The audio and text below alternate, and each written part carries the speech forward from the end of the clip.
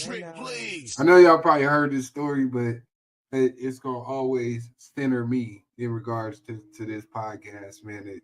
That we started arguing on Facebook, turned into real conversations, that turned into a podcast on Facebook. But don't pretend like we didn't create a culture over here, whether it was rooted in Africa or not, whether it's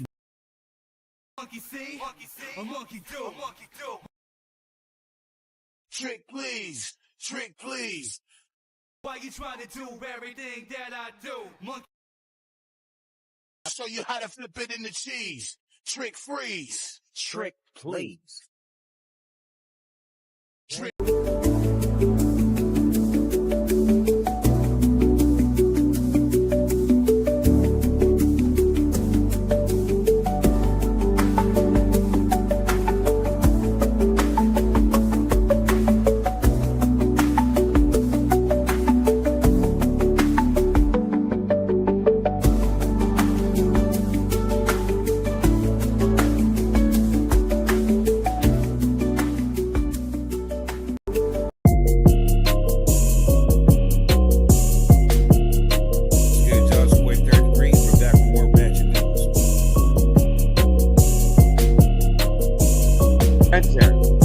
Might be the dumbest man in America. I've never seen anything like this. correct.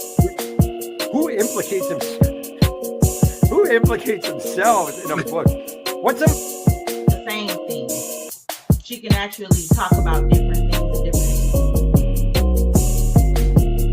The fact that he said he was better than Q, and like,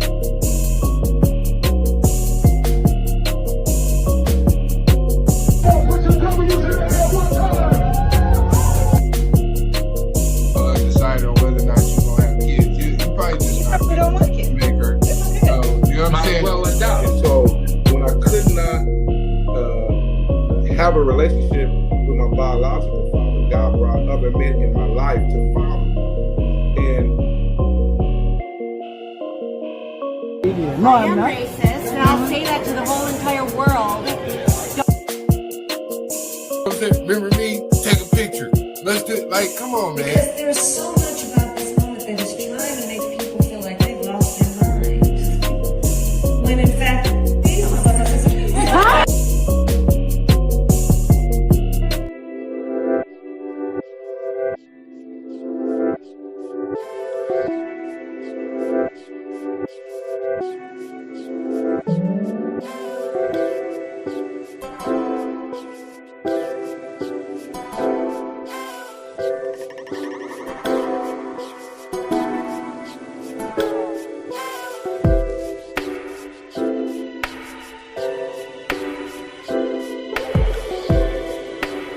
Yeah. Mic check, am I good? Mic check, am I good? Mic check, am I good? Yeah. Let me clear my throat. Ready, get I step up. I want you to vote for the one that you see. I'm a fly Negro. Better come up. Yeah, we about to start this show. As I accumulate, trying to stack my dough. Militant mind. Yes, I don't do this for show. Oh, I stay low key. You already know that boy 3rd degree. Yes, I'm ready for anything that you swing my way. Like I said right now, you can see I don't play. Yeah, we do it on a Friday. That be the greatness. You can't take this. I know deep down you really want to hate this. Makeshift players trying to act like they really got something to say, but they not on the level. But they stepping up. Like I said right now, you better sit down and shut up. Cause we about to rub up and get our dough up. Oh, you roll already know. Yes, we show up.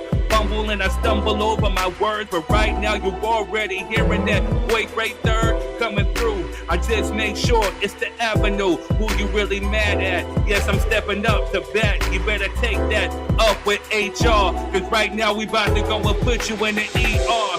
That means you can't breathe. Yes, you need to leave.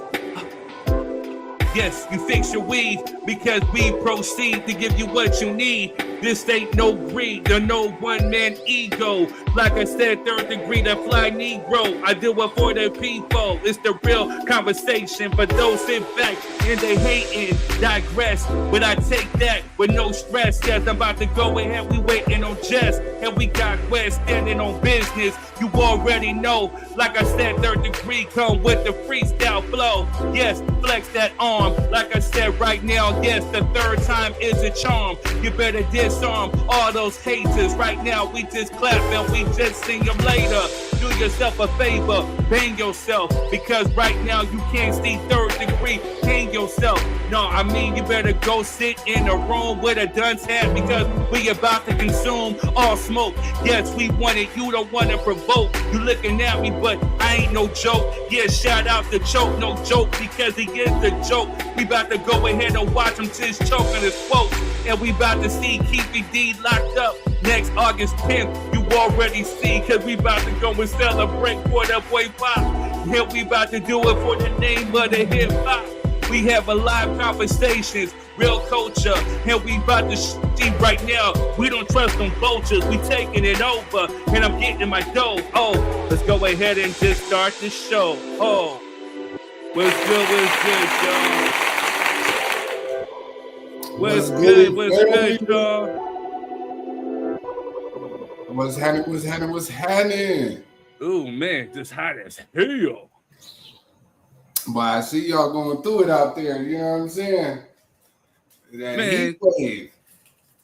What you telling, man? See, Jess has that whack apple, you know, so the weather come up. Oh, it's going to be 90 degrees, 90 so. I look at my Android phone, they say, 100 all the way straight through. I'm like, where you see this at? You looking at Alaska?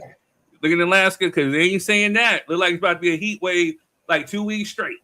Hey, for sure. Yeah, we had a storm the other day. It was crazy. It was so much lightning, it looked like daytime outside. Jeez. Then the next day, it was 92. I said, look at this. That's that bipolar weather, man. Yeah, only in Atlanta, baby. Only in Atlanta. Man. What's good, y'all? What's good? Thank you to the Facebookers. Shout out to the YouTubers. Make sure you hit the like, share, subscribe.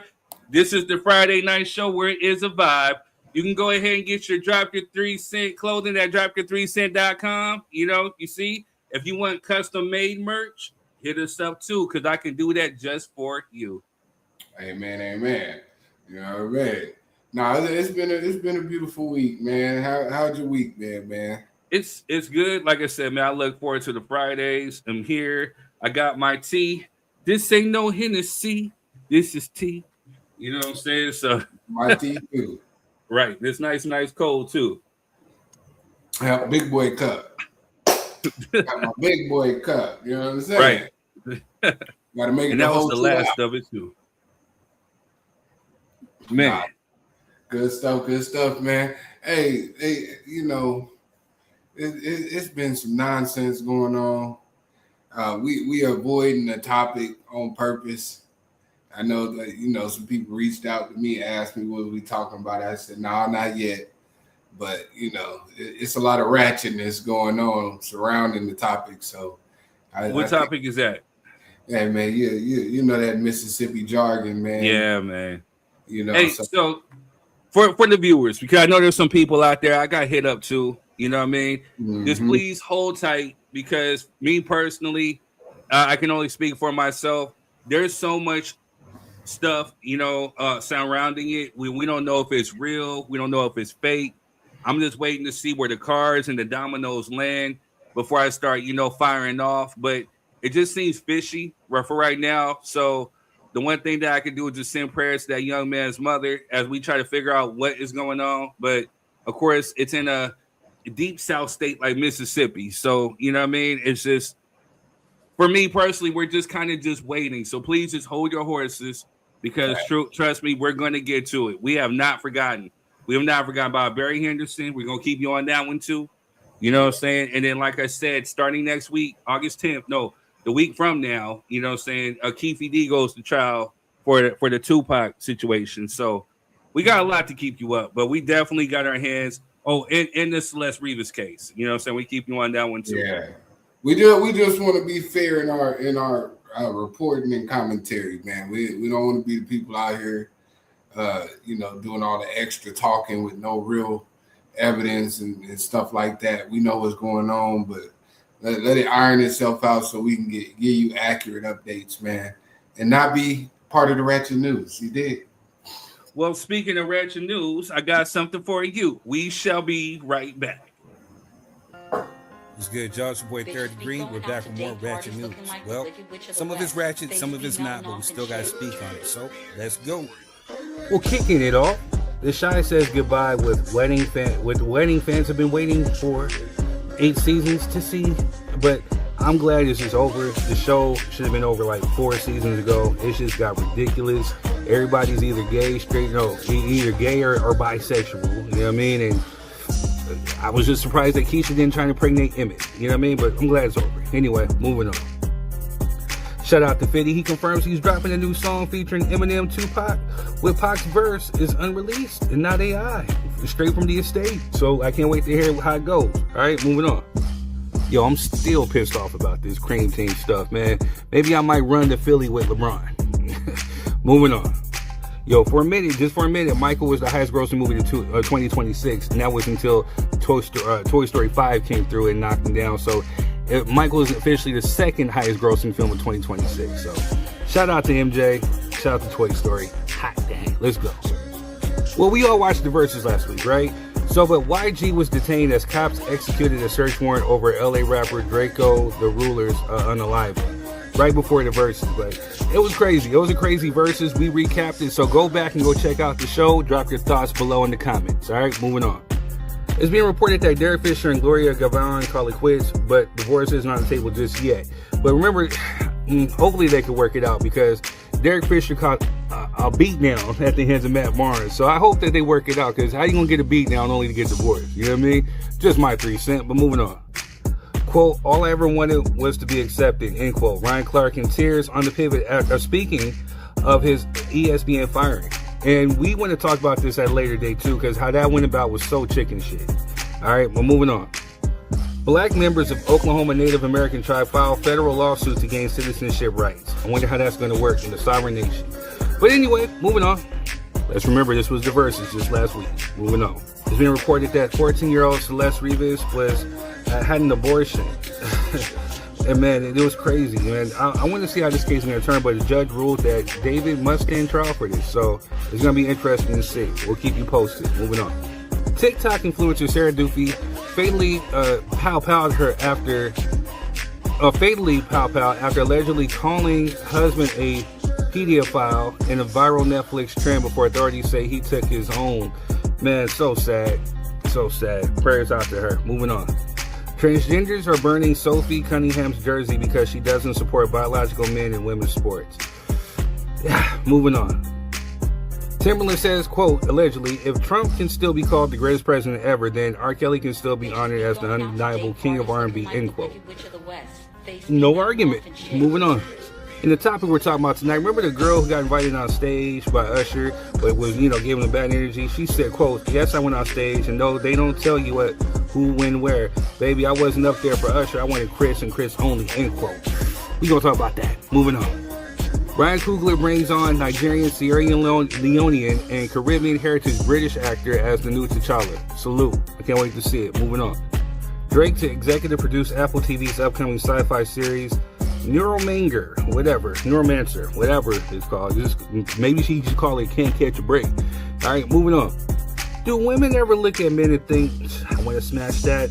We're going to bring it up as a topic one of these days on the show. All right, moving on. Vic Mensa calls out Cameron over his refusal to identify as African American, and he made some pretty disparaging remarks about Africans too. But shout out to Vic Mensa. We're going to talk about that tonight too. All right, moving on. Bootsy reunites with his childhood best friend after years of searching. Salute. Moving on. First she lost her son, now somebody's coming for her livelihood. Nolan Wells' grieving mother reportedly hit with suspicious 1-star reviews while fighting for answers. These people go at no lengths to try to sabotage that woman, right? All right, moving on. Nipsey Hussle's Marathon Clothing launches prolific brand. Support. Moving on. Podcaster sparks debate after saying women have dysregulated emotions and happy wife, happy life motto is BS. And we're going to talk about that tonight too. Moving on. Rich said that white rappers are guessing hip hop. Do you agree? Moving on. If I send this to you, that means we ain't finna do ish. Moving on. Felicia Rashad named the 2026 recipient of the Sydney 48 Lifetime Achievement Award. Salute, Queen. Moving on. Beauty and Black is back. Tyler Perry's hit Netflix series finally gets season 3 premiere date after surprise renewal. I think it's coming back sometime in September. Are you going to watch the Ratchets? All right, moving on. Speaking of the greatest rapper alive, judge allows use of police interview in trial for the man accused of unaliving him. So Keefy D will have his interviews that he did with the cops in 2008-2009 used as evidence in his upcoming trial for August 10th. We gonna keep you tuned in for that. You know me for sure. Moving on. Houston, Texas man claims he found a fried condom inside his Popeye's chicken. Nah, that's just nasty. All right, moving on. Kevin Hart, Cat Williams end up fighting in the first movie scene together in over 10 years. I can't wait to check it out. All right, salute to them. Moving on. FBI serves search warrants at locations tied to San Bernardino County Supervisor. Wonder what he's up to. Moving on. 2 historic black-owned banks announced that they are now no longer looking to compete with each other. Instead, decide to pursue a $1.27 billion merger and bring both companies together. Salute. That's what I'm talking about. All right, moving on. Kenny G reveals early investment in Starbucks before it became a household name. And it seems like it got a Kenny G type of jazzy vibe, right? All right, moving on. Mississippi woman spends 2 weeks in jail for not signing over 1,300 acres of land of her family's land. Salute to that queen. All right, we praying for her. Moving on.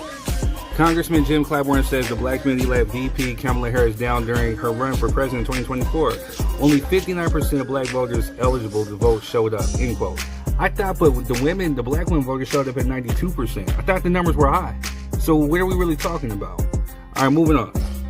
Judge orders Stephon Diggs' accuser to turn over DMs and texts and travel records in an ongoing legal battle. This is about to get messy. Moving on.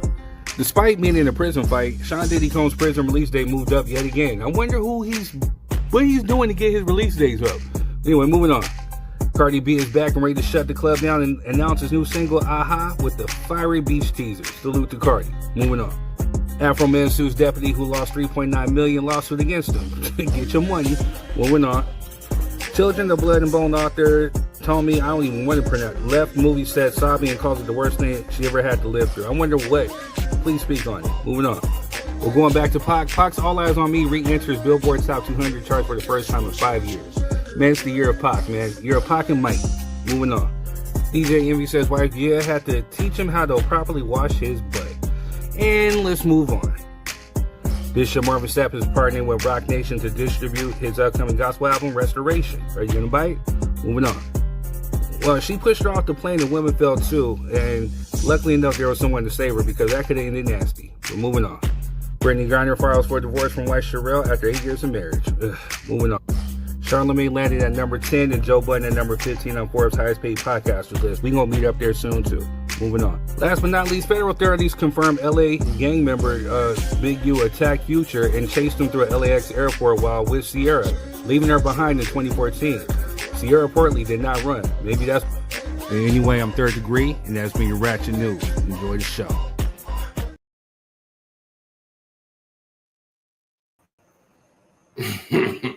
And we are back. We are back. We are back. That's why she left him. You know what I'm saying? He ran off in the airport, left me That's behind. why she slid on over to Russell Wilson. You know what I'm saying? So, you left your wife in the airport, bro. What's going on, man? Man, running for your life, huh? Hey, that's funny. Nah, but shout out to Felicia Rashad, man. The original Claire Huxtable. You dig? Mm-hmm. One of the best to ever do it. You know what I mean? I'm glad she's receiving an award for her achievements, Lifetime Achievement Award, man. She's been on a lot of people's lists. Fine women, you know what I'm saying, for a long time. So shout out to Felicia Rashad. Prayers up for YG if he's innocent. I'll say if. But Glasses Malone said that Drake is sponsoring that, you know what I'm saying, with his fundage. He over there with Drakeo, the ruler of camp, financing the mischief to get YG locked up. Oh wow. Yeah, That's what they saying. yeah, that's what's out there in the ether, Man. yeah, Hey man. y'all, please hit the like, share button. Please share. But that's crazy. Man, that's crazy if it is true. You know what I'm saying? Like, I don't know what you got going on over there. Man, Man. these kids, but you know. No, I'm talking about the Draco the Ruler thing. You know what I'm Oh saying? yeah, my fault. Yeah, but yeah, that's crazy work. What else was in there, man? Shout out to the Queen standing on business, man. You gonna send me to jail? You still can't have my people's property, man. That's a lot of acres. You know what I mean? And throughout history, we've been robbed of ownership. So, you know, a lot of people quiver and run, and you know, I won't say a lot of people, but there's been a few people that quivered and ran, and there's been other people that have died behind it. So, you know, to stand on business for the ownership of what's yours and to protect the legacy, man, that's a big thing. That's a big deal. So, shouts out to her. 2 weeks Right. ain't nothing in the span of a legacy. Mm-hmm. Agreed.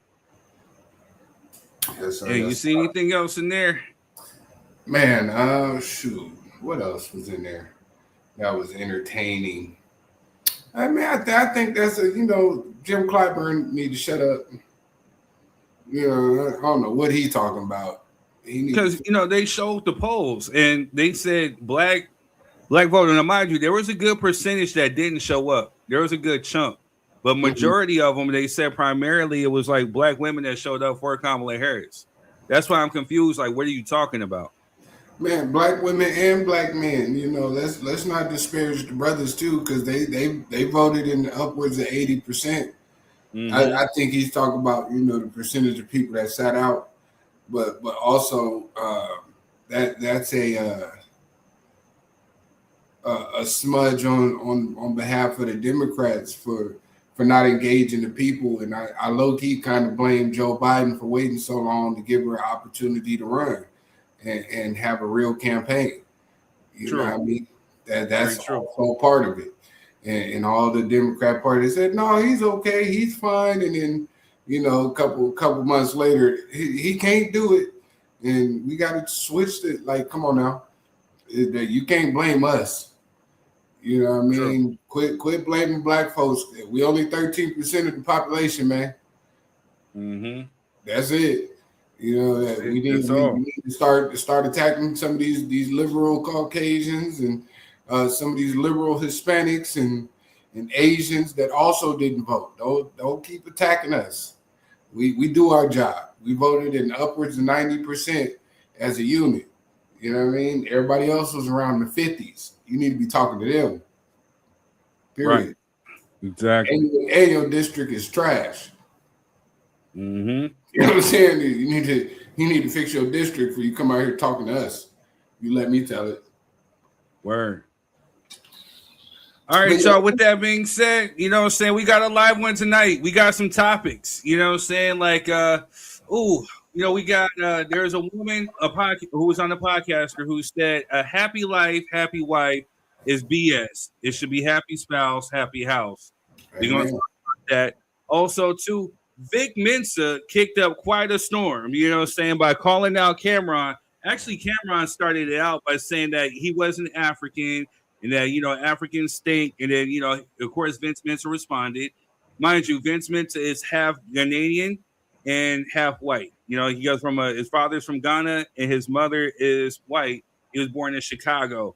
So, of course, that's going to lead people to, they've been coming at him. But, his clapbacks have been smooth, and educational at the same time.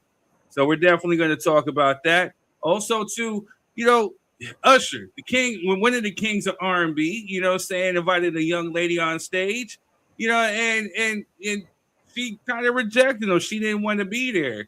And my thing, and why did you get on this stage? But again, we'll hear her point of view, and then we'll assess it from there. I'm trying to buy some time away for Jess to get here. I'm not sure where she's at. Hopefully she's safe and hopefully she's here. But hey, we got to talk about that. You know what I mean? Yeah, 2 of them topics we need Jess 100%. We trying to do it for you ladies. So for you ladies that are out there, man, please hit the share button. Mind you, like I said, hit the like, share, subscribe if you're on YouTube. Like, share, subscribe. If you guys are on Facebook, hit the like and share. Engagement, the comment section is open. Right now, I know Facebook is kind of hating on me with my exposure. You know what I mean? I don't know what I did to piss them off. So it might be a delay with you guys getting this or whatever, or just getting out to the algorithm. But just bear with the brother. You know what I'm saying? We'll get back to where it used to be.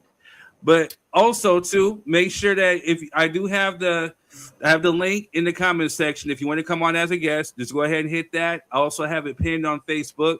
Right now, also, too, shout out to LinkedIn. Shout out to Kick. You know, we're trying out something new with the Kick community. So, you know what I'm saying? So, yeah, if you guys are watching from Kick, hello. Much love. Just to drop your 3 cents. Where real conversation means real culture. We talk about, you know, the hottest headlines or even stuff that just happens in our general everyday lives. This is a safe place for you to come through. If you hit that link to come on, if you're using your phone, just use your headphones because your phone works as a microphone and it helps to not bleed into the show. Also, shout out to Method X for putting this on the Kick. Also, too, if you guys are going to come on, just make sure that, again, this is a nice, safe place. Just make sure that you agree to disagree. People might share some stuff that you may not like or whatever, but just try to keep it respectful. Also, too, no vulgar language because we don't know who is watching. Also, too, just make sure you come and have a nice, fun time. The thoughts, views, and opinions that are expressed from individuals on this show are just that, the thoughts, views, and opinions of the people on that show. But other than that, just come and just have a good time, baby. Just rock out with your folks. Man, and don't be scared to hit the link, man. We be wanting to talk to y'all. You know what I'm saying? Outside of the comments, man, come up here and drop your 3 cents. And let's get active. You know what I mean? We trying to run this engagement up. We want people to be active, you know, in the comments, but we also want y'all on the screen and part of the show because that is part of the purpose. You know, come step into the scene. Give us your views live and direct, and let's have a good time, baby. It's a beautiful day. Also, too, what was I getting ready to say? Oh yeah, no eating on camera. You know what I'm saying? Like saying Quez likes to famously say, this is a presentation, and we report ratchet news, but we don't want to be ratchet news per se. You know what I'm saying? So.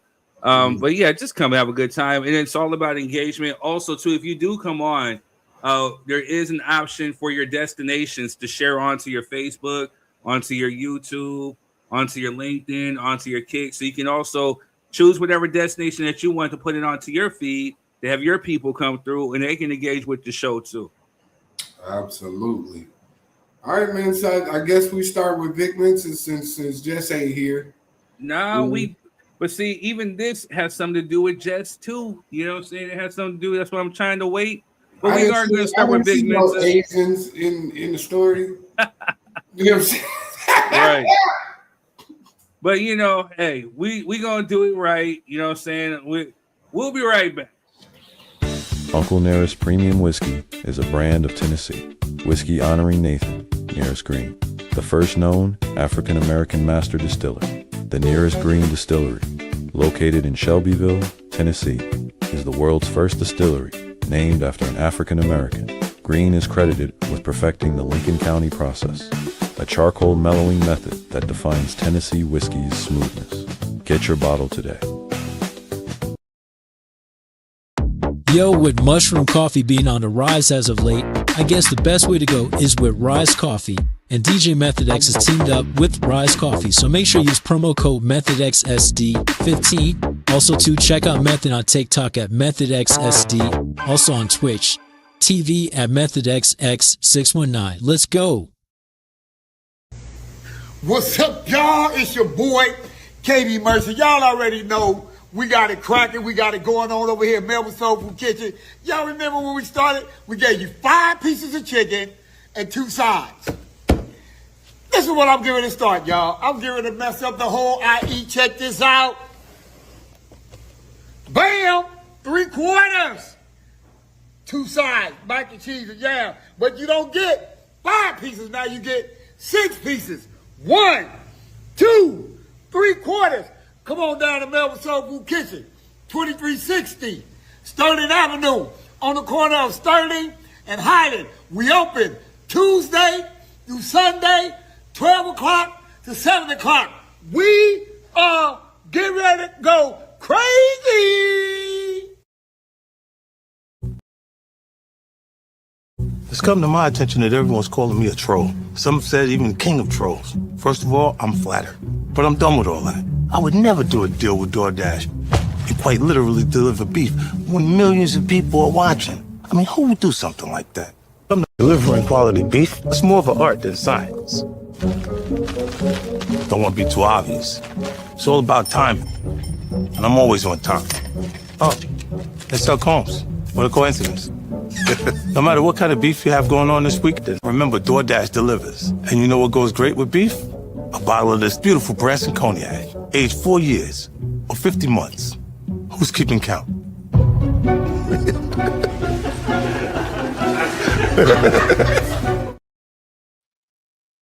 All right, y'all, we're back. Real quick, shout out to 50. He just dropped a new show called Fightland, but, you know, just got through watching Raising Kanan last night. I ain't going to drop no spoilers, but I can see why Kanan got his butt popped up in the original Power seasons. You know what I'm saying? Matter of fact, Sasha Penn, 50, do me a solid. If you guys are ever going to catch this clip, please write me into Raising Kanan or Power Origins, just so I can catch them run the fade to Kanan one time, just so I can put one maybe in his leg, just one time, please. You know, please, just write me in there. I do it for free. Just write me in so I can just at least pop him one time. You know what I'm saying? But just watch Raising Kanan. You'll see what I'm talking about. We'll talk about this next week. I'm deeply hurt. See, now that means I gotta watch it because I sure ain't watched it. I ain't gonna lie to you. Man, one of my favorites. You know what I'm saying? Like, he grew on me. Like, you know, I'm watching all 4 or 5 seasons of it. You know what I'm saying? And just like, man, like the character grew on me. And I think grew on everybody. Well, I've been seeing it all up and down my timeline on Facebook and on Instagram. Folks is pissed. You know what I'm saying? Like, he didn't have to go out like that. You know what I mean? So, but anyway, you'll see what I'm talking about. No spoilers. Because people, this is the mere mention, just because I said Raising Kanan, people, no, don't spoil it. You watch it. You know, the queen be watching it. I just, you know, I don't watch a lot of TV. So, you know, she be watching that stuff. So I'll ask her about it.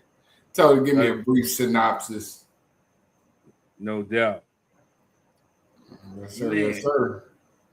All right, y'all. Well, like I said, we got a live one tonight. Oh man, you know what? Well, I've been moving so fast in motion, but yeah, Vic Mensa has basically came out and call it. Let me back this up a little bit. So on this show here, we've had talks about Pan-Africanism and FBAs and stuff, and you know we got 2 strong opposing opinions. You know, but shout out to my cousin, the genealogist who came through, you know what I'm saying? And, you know, one of the things that we were able to do is look at both perspectives. And, you know, so it's been a thing about respect and about love, you know what I'm saying, understanding. So for me, I'm going to be big because, again, you know, I've said some things. Well, you know, I didn't really have a clear understanding. So shout out to my brother Quez and shout out to Tariq Nasheed, you know, because, again, I saw a video or a clip of him when he was breaking down something of what it meant to be, you know, FBA, but he acknowledged his African roots. He just said that, and I got the video clip, and I can respect him for coming on and standing on that standpoint. Even though I don't necessarily subscribe, but I can respect it and understand it, and there's nothing but respect. But some of you cats that try to wave this FBA flag or whatever, like, you guys have perverted it to, like, the 6th degree, and you guys are dumb. You know what I'm saying? But hey, it is what it is. Mm-hmm. Hey, man, you know, it's like I be saying, man, it's a lot of people in every subgroup that speaks for the majority but has no authority to do so. And unfortunately, those people get pushed to the forefront. You know, that people don't like to research. People don't like to do the leg work of finding all the information and the documentation. People hear something they like and they run with it, which is muddies the waters a lot of times. You know what I'm saying? And that's probably the biggest problem. But and again, just like I totally understand where he's coming from, right? I like Cameron, you know what I'm saying? Like, not a huge fan of his music, but I think the boy got a nice style, got a nice flow, and I like Dipset, you know what I'm saying? So so I was disappointed to hear what he had said because it was definitely ignorant. So, but it sparked up a great topic, you know what I'm saying? Are Black Americans African? Identity, history, truth. And and the way that Vic Mensa responded was so elegant, you know what I'm saying? And it was so tasteful, you know what I'm saying? But it makes you think. But again, you have people who definitely did not like that, didn't care for it, whatever, you know what I'm saying? So so let's go ahead. I'm gonna play, what it is that he actually said, and we'll circle back. I saw Cameron saying he's not an African and Africa stinks.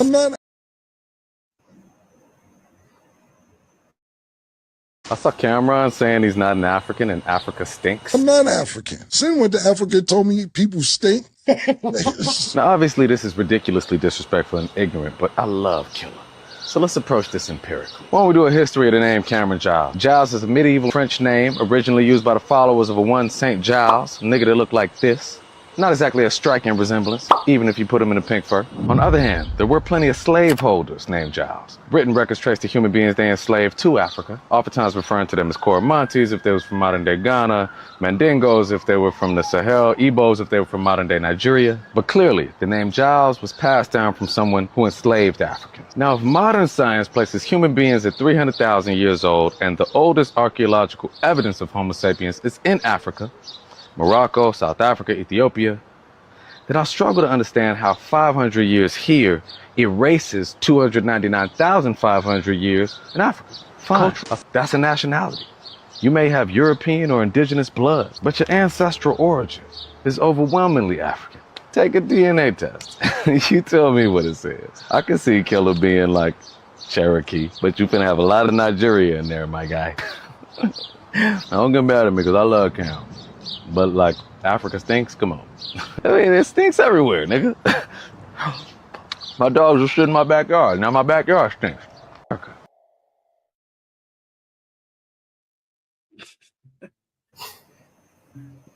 I definitely get what he's trying to say. Like I said, man, it was really ignorant. And like I told you before, man, like I was saying, one of my big beefs with the FBA movement is that we have some degenerates that are in it, especially after I saw the clip that I saw, and especially after like the years of listening to Quez breaking down, the whole ideology behind it is beautiful in a sense, and people have taken it and perverted it. I feel like some people use it as a way to mask or hide behind, or use it as an excuse to be racist. Not just flat out just say it.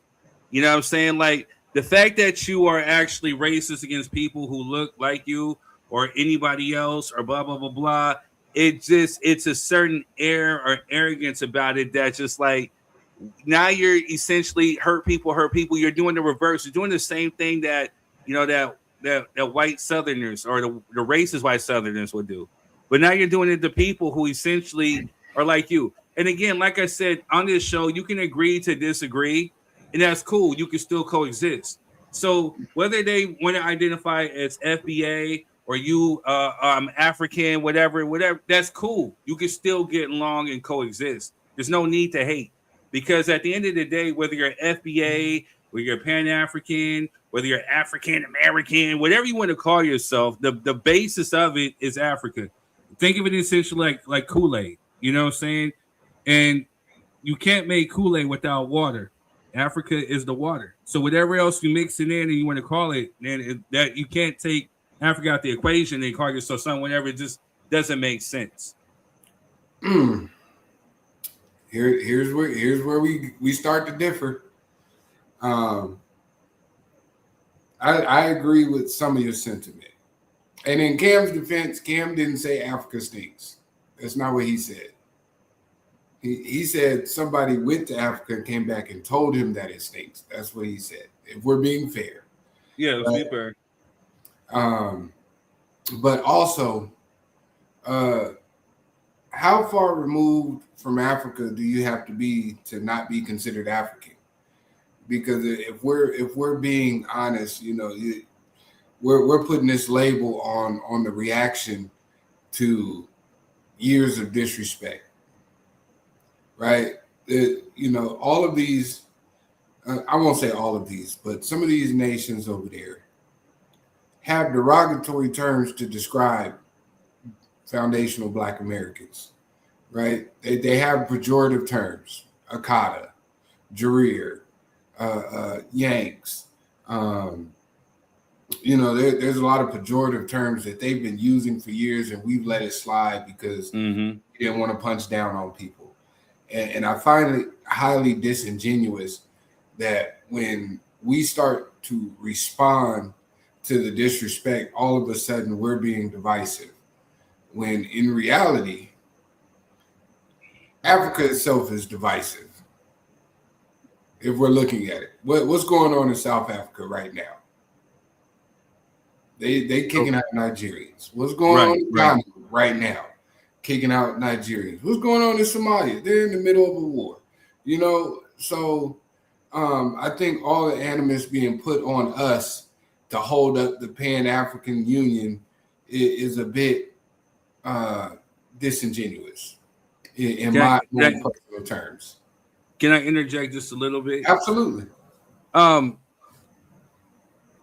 It's not so much as like, here's the thing where, again, past people who have been on here, the generalization. So it's a thing where I can understand where you're coming from as far as feeling like you have to defend yourself, but then it'll be bold, blatant comments that people make, and it's not in defense, where they just, African stocks, nah, I'm not. I mean, and then they spew out hate. You get what I'm saying? So it's not necessarily, I get what you're saying, because just like how we have our ignorance in here in America, we have they have their ignorance within, especially within Africa. You know what I'm saying? With some of these countries too. And then let's to also be fair that some of them don't even know the full extent of the American history of what we went through when we actually got here, because there has been a cutoff. Some do, some don't. So, but yeah, there are definitely some people who are divisive even over there. You know what I mean? I won't even say, I'm not even necessarily speaking about Africa and as far as the continent in their divisiveness towards us, because there's plenty of stories where, people travel to Africa all the time and have a wonderful time. The issue is the ones that are over here. Right. It's not necessarily them over there in Africa. It's the ones that come over to America, the UK, and other countries and participate in the degradation of Black Americans, foundational Black Americans. And to me, it's astonishing that every time we had this conversation, not me and you personally, but just as a culture, Africans always get a pass about not knowing, not understanding. It's 2026, right? We have hold of a wealth of information. Just as much as I can research Africa and know about, the Benin Empire and other empires over there in Africa, they have the ability to do the same thing. And it's lazy footwork to say, well, when I came over here, I don't know about, slavery and the civil rights movement and segregation and redlining.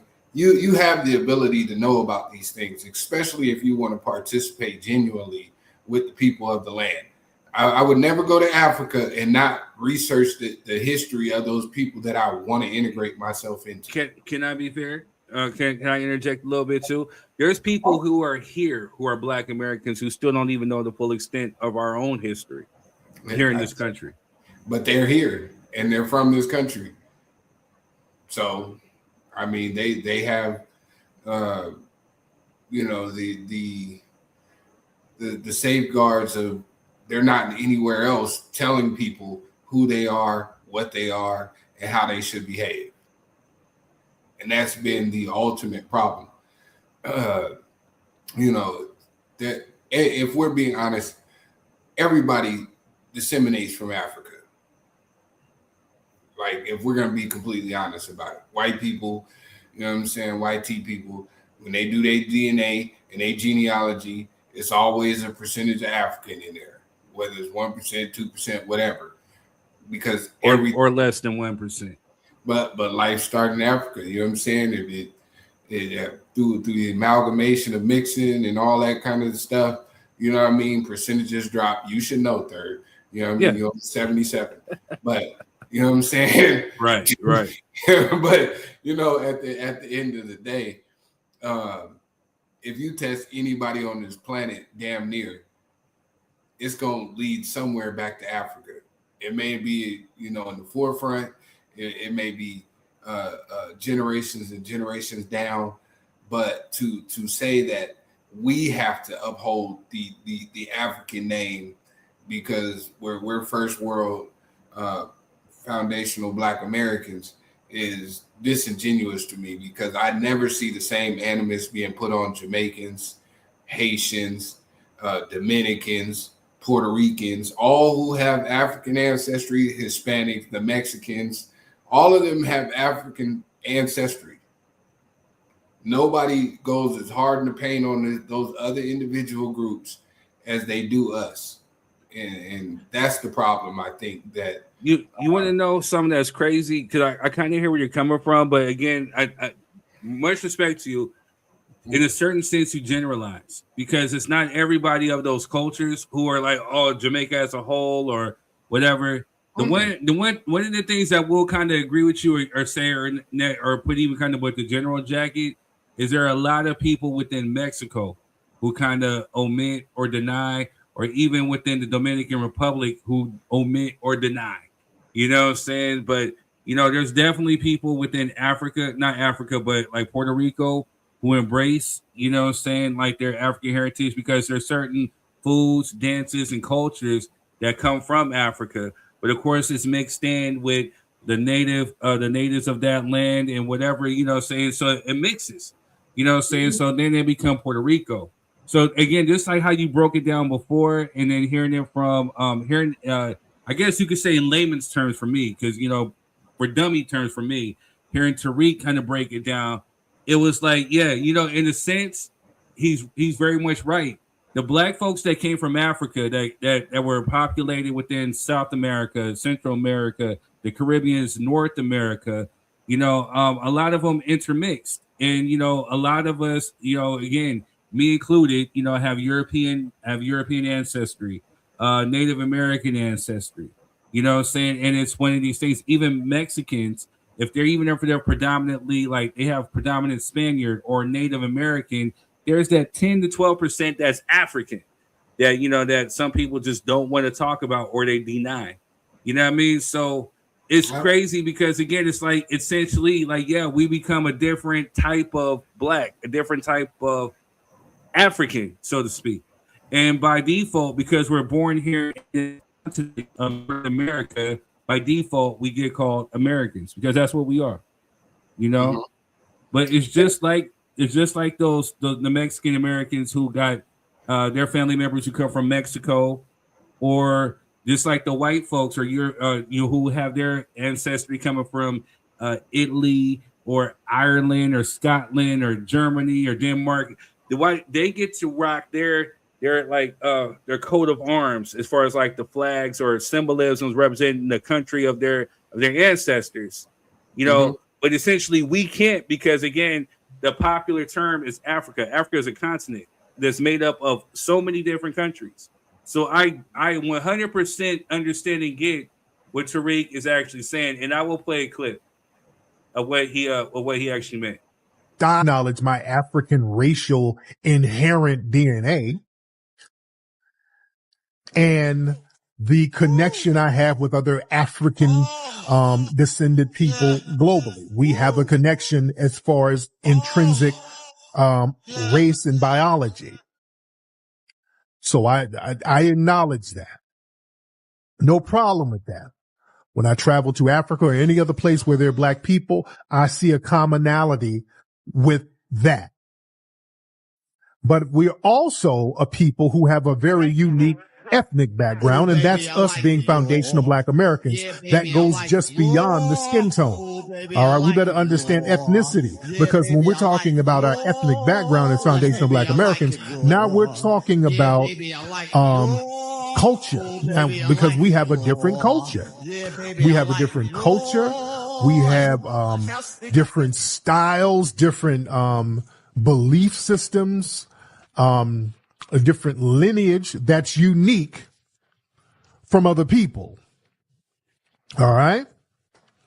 We do have ethnic differences that are unique to us, just like other people have ethnic differences that are unique to them. Jamaican people who are right there in the Caribbean, even though they're descendant from African people too, even though they're descended from African people, they have a unique ethnic culture. Now, we got somebody waiting. Y'all took her comment down. There's a girl in the comment section named Indian Red who said, Tyreek, no, we don't. All right, let me get on y'all niggas for a minute. Let me talk to y'all for 1 minute. All y'all Negroes who are now trying to claim these Indian tribes. Okay, that's not going to work. Okay, let me stop y'all Negroes with that claiming Creek and all of that shit. All right, y'all can stop that. Okay, because now there's Negroes now. We is the Creek Indians.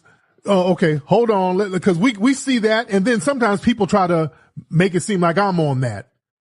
No, y'all better stop with that trying to claim them red tribes. No, those red tribes have been remixed. That's not going to work. Now, where y'all at? Come on. Y'all Negroes, her name Indian Red. No Indian Red and other Negroes like that. All right, let me talk to y'all who are trying to claim, the dumbass, lame Callaway crowd. There's a reason why dumbasses like that are not taken seriously. No. Y'all can't claim them red tribes. That doesn't work. That's not going to work for you. Claiming them red Indian tribes, that's not going to work. Even though there were some Aboriginal tribes and some of the Choctaw and some of those people who were reclassified as Negro, yes. There were a lot of Native Americans who were reclassified as Negro. This is absolutely true.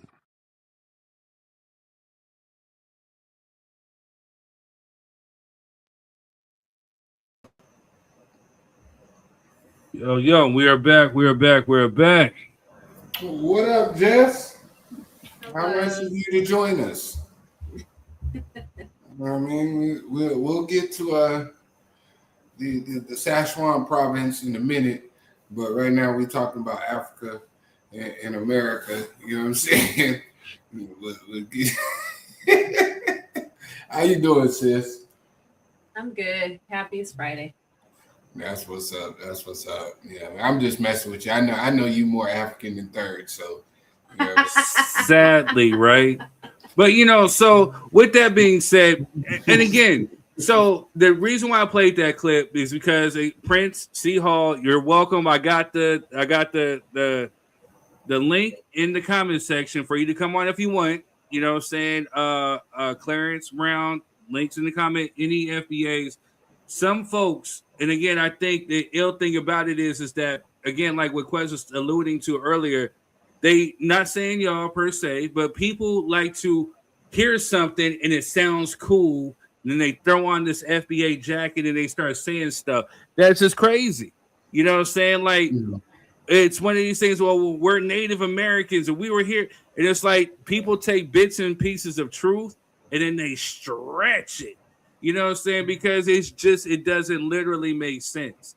And then even with that being said, so I'll play another clip because Vic answers back to people who have been, no, I'm still not American. No, I'm not African. This is what he says. Somehow the I'm not African arguments just keep getting weaker. So let's dive into it. I'm not from Africa, bro. And you might be, I don't know, Eritrean. Niggas don't want to take DNA tests? Fine. But plenty of black Americans have. This 23andMe study looked at 5,000 self-identified African Americans and found average ancestry 73.2% African, 24% European, and 0.8% Native American. If you want to look it up yourself, it's in the American Journal of Human Genetics. Now, cue the same nigga who believe a YouTube video called The Real Truth They Hid From You Part 17 being like, nah, I need a stronger methodology than DNA science. Just fuck. Next, let's look at literature. Zora Neale Hurston has a book called Barracoon, which is a first-person account of the last enslaved African brought to America in his own words. A man named Cudjo Lewis, originally named Oluwale Kosola, told her about the Dahomey raid on his village, where he was held, the Clotilda ship that brought him here, the name of the slave owner, his time in servitude in Alabama, and later his founding of Africatown. Oh, and they found the boat, nigga. Archaeological evidence. Let's examine religion. Catching the Holy Ghost looks eerily similar to this Yoruba Orisha possession ceremony, doesn't it? That's damn sure not how the Queen's church does mass. Fuck is you talking about? I may sound thirsty, but it's more of a hunger. Let's talk food. Gumbo is a Bantu word for okra. Ngumbo. Okra is not native to America. It came with the slaves, brother. Now how about dance? You mean to tell me footworking from Chicago is different from this Vodun dance I saw in the ceremony in Ghana? That shit look like Walla Cam. It's the same shit, nigga! Here's where I'ma end, cause it's hot. Niggas in my comments talking about a book called They Came Before Columbus, but they clearly didn't read it. I did. The book makes the argument that Africans reached the Americans before Columbus, evidenced by sculptures in South Central America called the Olmec heads with African features. The problem with using it for your argument is that even if black Americans descended from them, those people came from Africa. That's the whole thesis of the book. I understand the damage that 500 years of anti-blackness does to the psychology of a person. We've been told that to be black, to be African, is to be genetically inferior, is to be criminal, is to be worthy of death and worse. So I get it. But hating, devaluing, or denying Africa as a black person, it's just hating yourself. To read the essay I wrote about all this shit, I had a good fucking time. Comment, subscribe.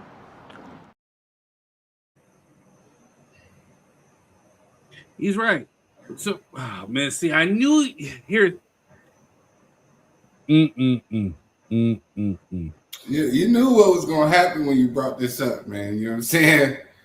Because, you know, I've been serving this book before Columbus, too. It would be absurd to think that Africans didn't traverse this planet, and there's Africans everywhere. Very true. Very true. That would be absurd to think that. But also, it would be absurd to think that because they came from Africa and spent maybe 1,000 years here, that they're still African. How long before you become a new generation of people? Because that's how migration works. If we're being honest, all Nigerians didn't start in current day Nigeria. You know what I'm saying? Most Africans were nomadic. You know what I mean? No, very true. Majority.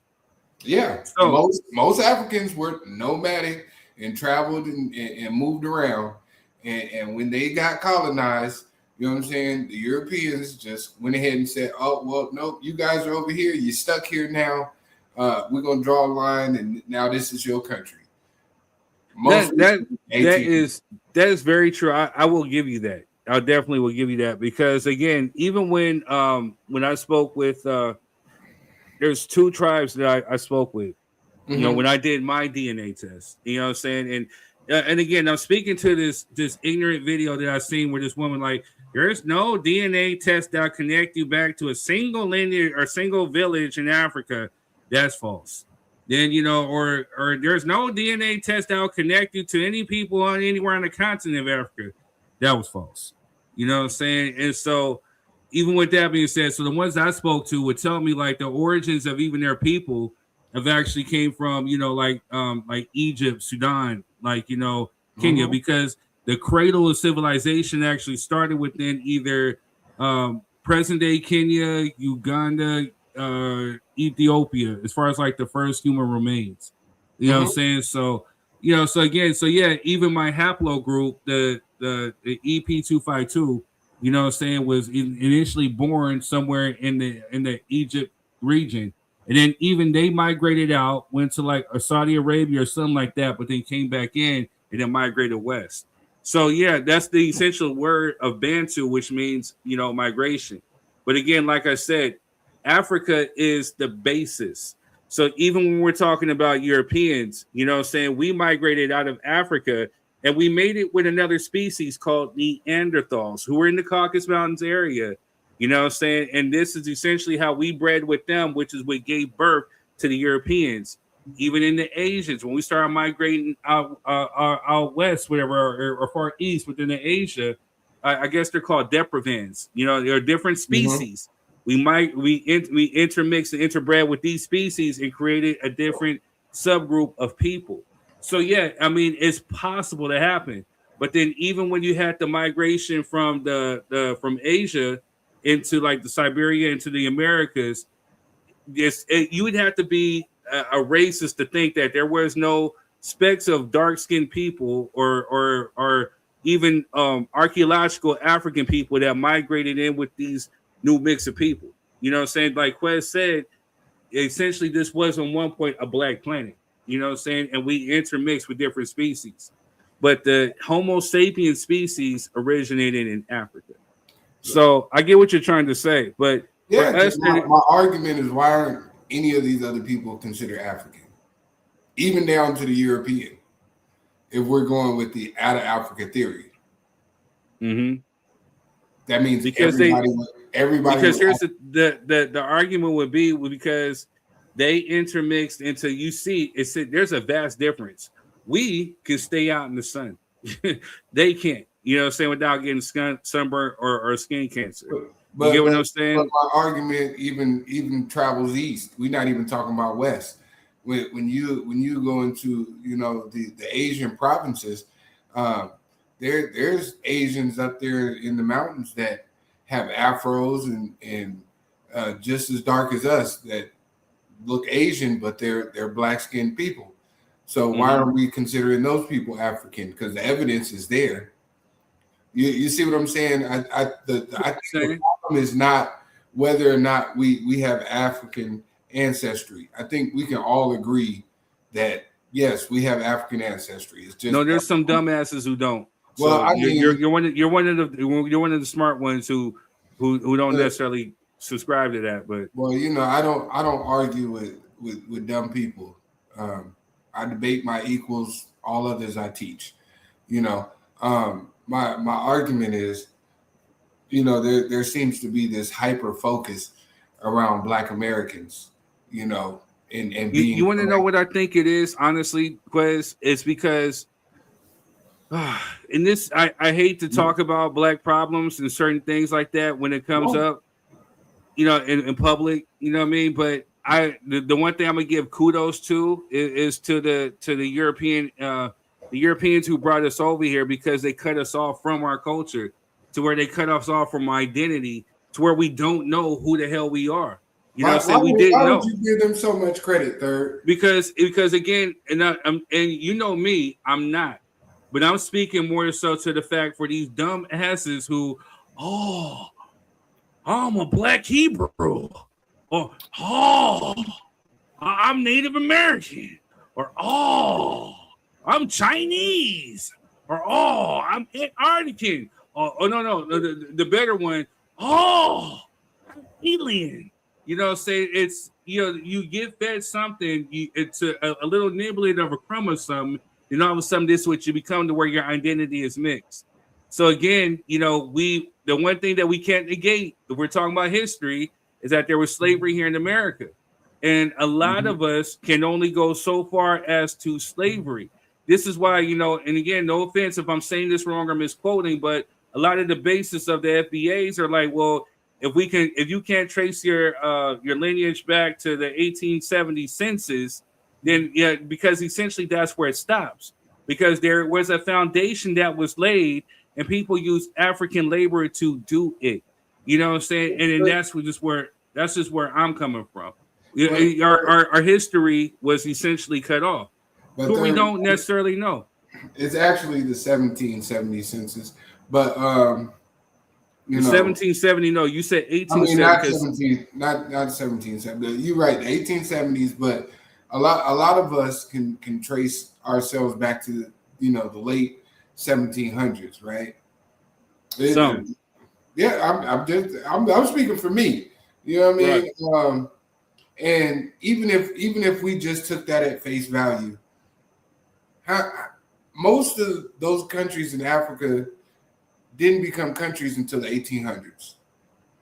Most of those countries in Africa don't have documentation beyond the 1800s. Most of the countries in Africa, most African countries didn't get last names until the 1800s.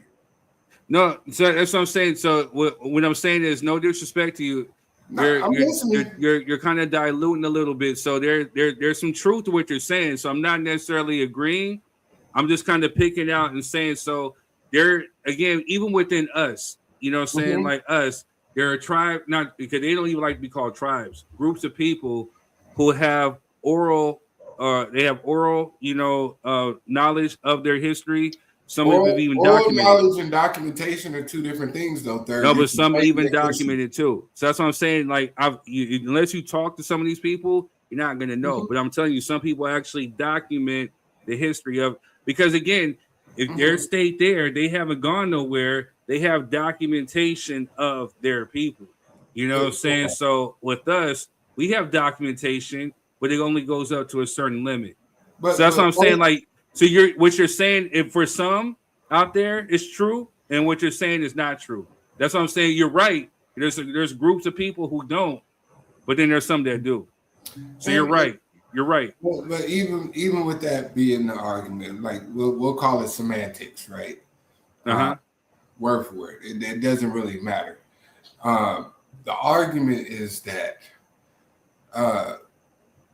we shouldn't be held to the standard of having to be called Africans, when in reality, there was a small percentage of Africans that reached the Americas, right? Documentation.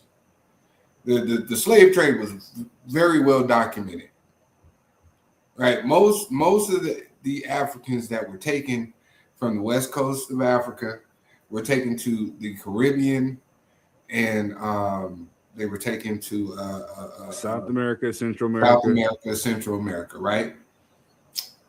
So, with that being said, even if that's true, the Caribbean, South America, Central America are not pressured to be African. I understand there are some customs, there's some traditions that transferred over. That's amazing. That's great. And my initial argument with you giving the Caucasian race a whole lot of credit with that was because where is the resilience of a people who were stripped of their culture, lineage, even the ones who were indigenous here, because there's a lot of freedom suits. If you go back to the early 1800s, where a lot of people were suing the government because if you had an indigenous mother, you weren't supposed to be enslaved. Right. There's Walter Pleckard. There's some other people who were documented as changing people's race from Indian or indigenous to Negro. It's well documented and at a large scale, right? So with that being said, I don't want to give Caucasians that much credit, because I think we created a resilient culture outside of the trauma that happened to us.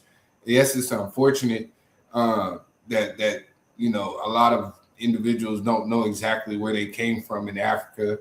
That's an argument to be had, but where is the resilience for the culture that we created over here in America that helped so many people become resilient.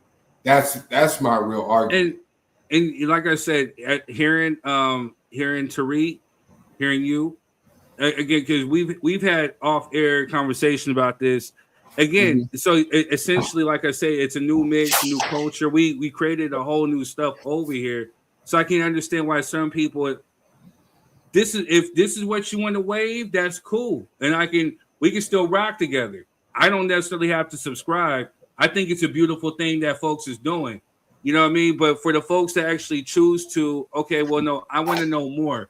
I don't want to just settle with just being foundational right here in America. Let's go ahead and let's use resources, the same resources that white people are using, and let's jump over this brick or this hurdle, and let's find where essentially, let's get some type of sense of roots of where we come from. You know what I'm saying? And that's okay too. So I'm saying, like, if you got those group of people and these group of people, you don't necessarily have to necessarily be at odds or be at war. You can coexist. You know what I'm saying? So, but honestly, Third, what would us using our resources connecting back to Africa benefit us? I mean, but then that's you that want to stay in that pocket. No, I'm being honest. I'm gonna let Jess speak too, because I want to hear Jess' thoughts, views, and opinions. But I can only speak for me. I can't speak for everybody else, because again, no matter how you look at it, how you cut it, I'm foundational. But again, like I told you, I actually do research. You know what I'm saying, into my family genealogy. I've sat there and really done my family tree. Found this. I found some beautiful things about it, and I found some dirt ugly things about it.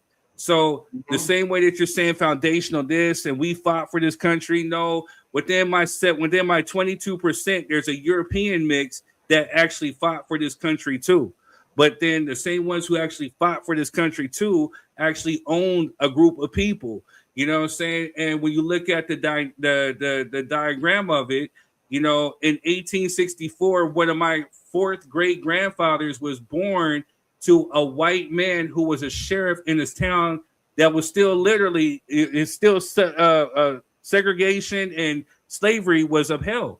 So again, I don't necessarily subscribe to that, because again, I think that I'm much bigger than what it is to be here in America. If other folks literally I'm Italian American, Irish American, then why not? Then I can find where it is that I come from in Africa. Yeah, but and then if you're gonna do that, you gotta reconcile. Hold on. No, you interrupted me. You interrupted. Go ahead, man. So for me, it's a sense of pride. It's a sense of identity. So if people want to be okay with being cool with being FBA and I'm American and this, and that, then that's fine. That's your identity. You know what I'm saying? Again, the same way with trans people, you know what I'm saying? Like if there's a man who's biologically born a man and he wants to identify as a woman, then hey, then so be it. Who am I to knock you for doing it? You know what I mean? I just know that there's some deeper roots, and I acknowledge that. But I don't necessarily need to be at odds with somebody who wants to be, a foundational Black American. If I want to subscribe to this and go this route, then that's cool too. I just think we should vibe together and not necessarily be at odds. But like I said, my initial thing about it is people who are just using it to be ugly. Okay. Go ahead, Jess. What you got? What up, Dwayne? Before I dive back in here. I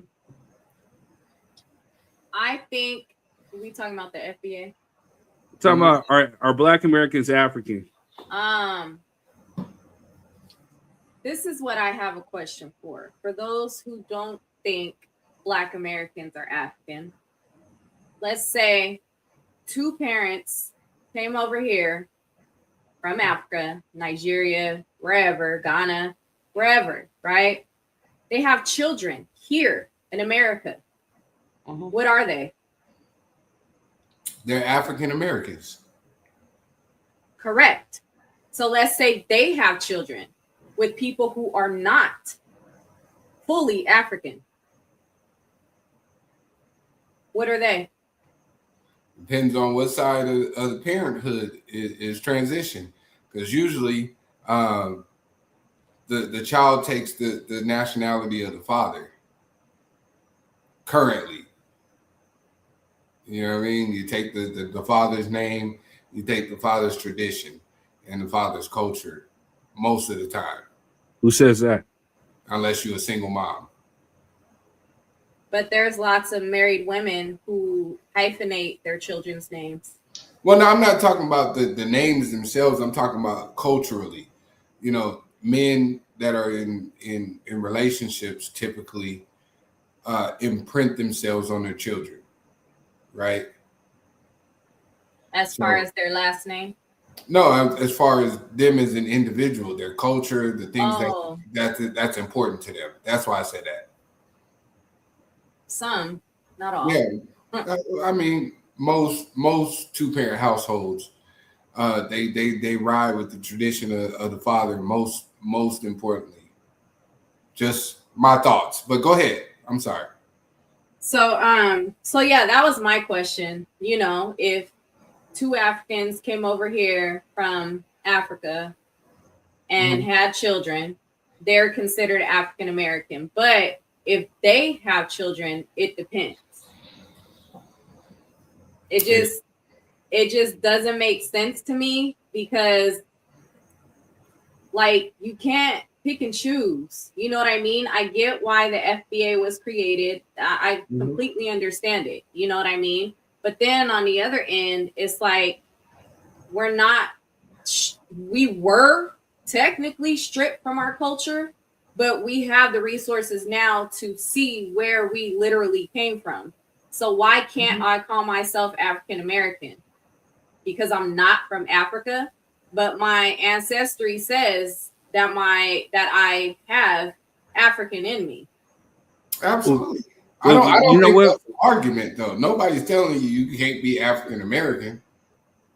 I know that I can choose what I want, but I'm just saying for like other people. You know what I mean? I want to give you some crazy. So, food for thought. A short story. So, just like how you said, two African parents, one from Nigeria, one from Liberia, came to America, had children. You know what I'm saying? That were born right in the IE Corona. You know, you want to know something crazy? They're my 5th to 8th cousin. So that means somewhere down along the line, we share grandparents or great grandparents, whatever. This is part of my origin story.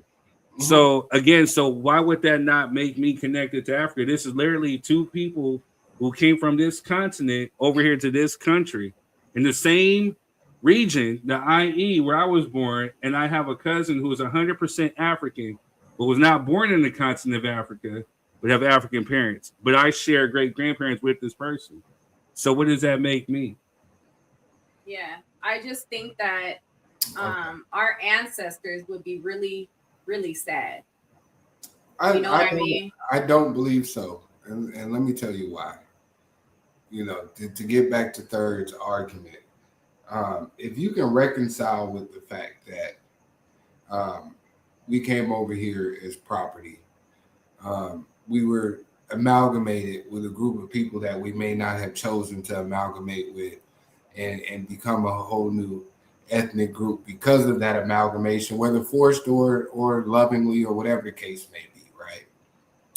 You also have to reconcile with the fact that the same people that you are trying to connect with had a hand in you being forced over here. That's not all the way true. That's ignorant. You heard the man say it, right? We heard Vic Mensa talk about how you know what I'm saying, the homie tribe tracked down people and sold them into slavery.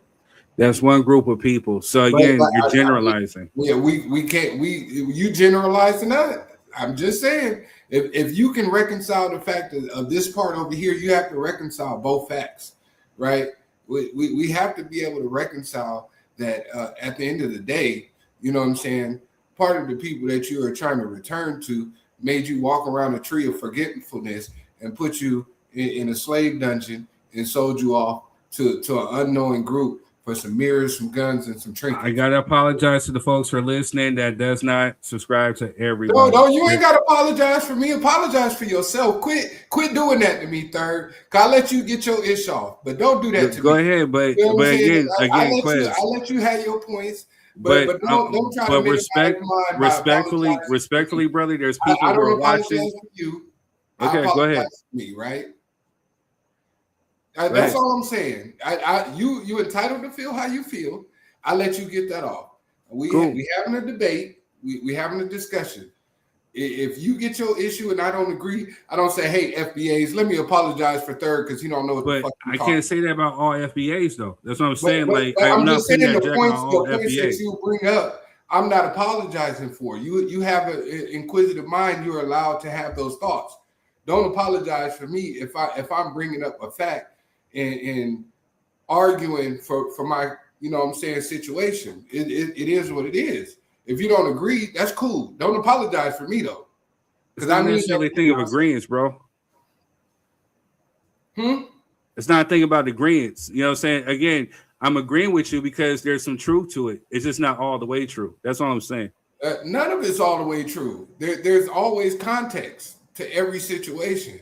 I'm providing context from my perspective, just like you do in yours. Go ahead. That's all I'm saying. You know what I mean? Like when you provide your context on why you feel like FBA is not where it needs to be, I don't apologize for you providing your context. Like I said, it's because, and I gave you props. I gave you props because I said you enlightened me, and I said this Tariq Nasheed clip enlightened me. That's what I said. So I can't sit here and put that jacket of calling FBA dumb. I can't do that because, again, like I told you, I believe it's a beautiful movement. But I do believe that there's some people who are ignorant or who take little bits of truth and they stretch it and they generalize it and put it on a group of people. And it's like, you dilute the whole movement and you make it look ugly with the nonsense and the ignorance and the hate that you spew. That's what I literally just said at the top of the show. No, but I do believe that the FBA is a beautiful movement when done right. No, I agree with you on that sentiment as well. But as I'm providing context, I would appreciate if you don't apologize for my content. I don't like. I don't want you to say, people, I apologize for. I'm saying what I mean and what I feel, provided from the context that I have. If you disagree, let's talk about the disagreement. But don't apologize on my behalf because I'm not apologizing. I'm saying what I feel is accurate and correct. And until furtherwise, you know what I'm saying, rebuttal or you know what I'm saying, y'all can disagree, y'all can have whatever feelings you want, but until evidence proves otherwise to me, in my opinion, don't apologize for me because I feel how I feel, just like you feel how you feel about the African diaspora that you want to reconnect to. I feel how I feel about FBA. That's all I'm saying. I don't want to have no argument, no tension. I'm just saying don't apologize for me to nobody. I'm apologize for myself if I feel I'm wrong. Otherwise, we can debate it. That's all. But I'll leave it right there. You know what I'm saying? Even if it's factually not true. Like I said, some of it's true. Let's not, again, so what you're saying, we're putting it in context. So what you're saying is true because there's some tribes, and they're not tribes, again, groups of people who literally, again, I got to apologize for the word tribe. But there's people who literally would go to war with other groups or other, whatever, and then take them as prisoners, and then they would sell them off. So again, there's context. There's context to it. It wasn't like they were just willingly say, "Hey, look at this. Look, this is my brother right here. Take my brother and go." They just weren't doing argument, Third. I just said there was groups of people. Yeah. I didn't say all Africa. I didn't say all Africans, right? I just said there was a group of people who participated in that. You kind of did a little bit. No, I didn't say all Africans. I didn't say all of Africa. I never said all or most or any of that when providing my context. I got you. If I missed it, then I apologize. Yeah, I didn't. Hold on. So Dwayne says every group are descendants of Africa. Everyone with common sense knows that. They're just people that are trying to cause confusion. Also, we're almost 1,000 years of existing away from Africa. Two things could be true. But then also, too, like he was saying, so let's just go with the argument, right, of taking the DNA test. If you don't take the DNA test and you're looking at it for, because again, this is somebody else that brought up entertainment purposes. Okay, cool. That's the estimates, right? But then again, if you look at it and you actually do, let's just put in word search, okay, Nigeria or Ghana, see if there's anybody who you relate to that comes from that. If you come up with a 4th, the 5th, the 8th cousin, then I don't necessarily know if you're thousands of years away from that. You know what I'm saying? You may be like, what, 200, 300, 400 years away? But like to Quez's point, though, which is very true, you know, again, you know, we are here in America.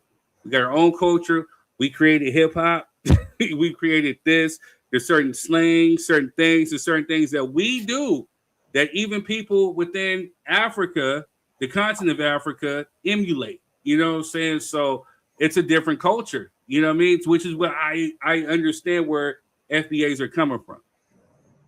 Just not the dumb ones. And again, because let me read backtrack.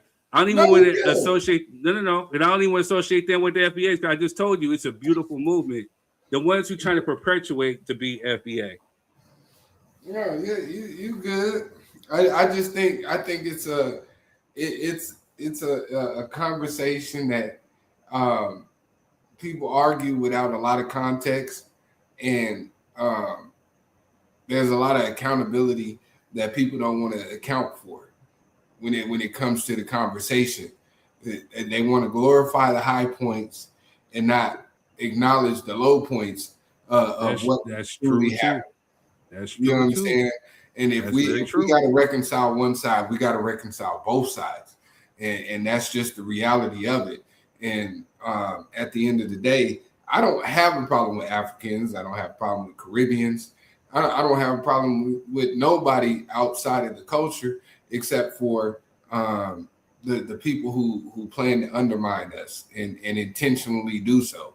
That's always been my argument. You know what I mean? If you come over here and intentionally try to undermine us, then, you know, we're going to always have an issue. I don't stop nobody from going to Africa. I want to go to Africa myself just to see what it's like. So I have my own personal opinion and views of it. I'm not hating on Africans or none of that. But in the same breath, I don't want Africans trying to tell me exactly who I am at the end of the day when I have no connection with you personally, I'll say.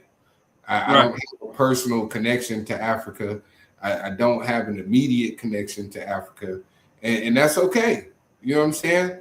If I go over there and find some cousins or something, I'm going to big up them just like I got my cousins here in America. But there's going to have to be some understanding as well. And I don't think that Africa gets to take the high road. And just because they're in Africa, they get to high side on me because they know what tribe and what country they from and all of that good stuff. That's wonderful. I'm glad y'all have that. But my country is America, as far as I know. You know what I'm saying? Right. As far back as I can think. So I'll leave it right there. And that's fair too. I mean, that's fair. You know what I mean? That's fair. Because again, essentially, so you missed the point of what I was saying. What Tariq was saying, what you're saying is very much so. We are a different type of black person. You know what I'm saying? Because again, because of our mix. When you look at the whole diagram of it, a person that comes from Africa, especially if they do like a DNA test, they're going to be like literally a lot of them are 100% African, whether they're mixed with like Nigerian, Sierra Leone, whatever. That's a different case as far as the estimates, whatever. Like you said, those were basically colonized, like, you know, outlines of countries. You know what I mean? But they're going to be essentially, as far as the continent, 100%. You know, which means they have no Neanderthal, no European, no Asian. So, you know what I'm saying? So, but with us, it's always going to be diluted because we have a little bit of milk in our chocolate. You know what I'm saying? So, and we're different. You know what I'm saying? So I get what you're saying. Different culture. We over here, we speak English. So I get it. Like I said, man, I just want to make this clear. Like I said, I had negative views before of FBAs, but once it's like I literally heard that clip, and especially with the years of Quez breaking it down, like I said, the FBA movement could be beautiful. It's just dumbasses who come in and try to dilute it and make it into something else with their reverse racism. That's what I'm saying.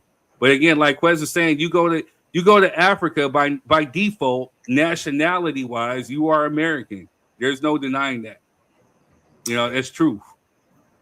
But before we jump on to the next topic, we've been really just bypassing this whole thing. And again, this is for the dumbasses out there who question DNA tests, whatever. There's a thing called African ancestry DNA.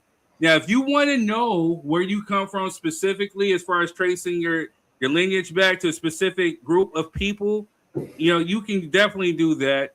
Jessica's done it. We'll give you a refresher, and we'll show you we'll give you the result. Okay, Jessica, we're getting ready to do your African ancestry. Are you excited? Yes, I am. You're ready to find out what part of Asia or America you come from. Oh, whatever. Get on my nerves. Getting ready to go inside Jessica's mouth.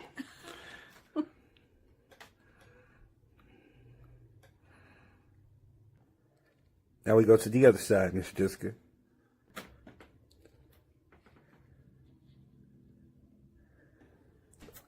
Well, now I'm looking forward to my results.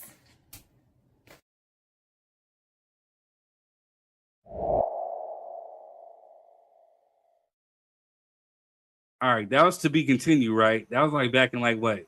February? Getting ready to go inside Jessica's mouth is crazy work, though, bro. You gotta don't do that, man. Don't Jessica, I've known the results. Are you ready to see your results? Uh-huh. Do you want to know what part of Asia you come from? All right, so here we go right here for the folks. Let's see if this works. Ooh, what is that? What is that? Let's see. Let's remove this from here. I'm still new to this, y'all. Why isn't it showing from this Jessica?